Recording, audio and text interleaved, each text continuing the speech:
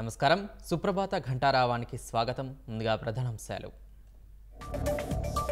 వైకాపాతో అంటకాగిన ఐఏఎస్లపై వేటు 18 మంది అధికారులను బదిలీ చేసిన ప్రభుత్వం.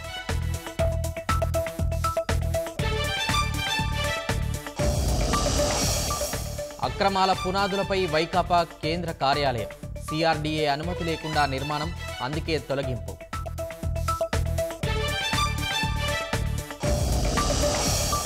రాష్ట్రంలో సినీ పరిశ్రమ అభివృద్ధిని వైకాపా అడ్డుకుందన్న గంట. సంబంధం లేని వ్యక్తులు ఫిలింనగర్ క్లబ్లో సభ్యులని ఆగ్రహం.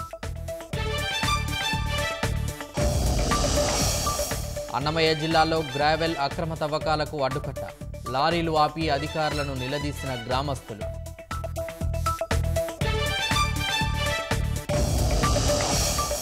గాజాలో 2 చోట్ల ఇజ్రాయెల్ సైన్యం దాడులు. 39 మంది పాలస్తీనియన్లు మృతి.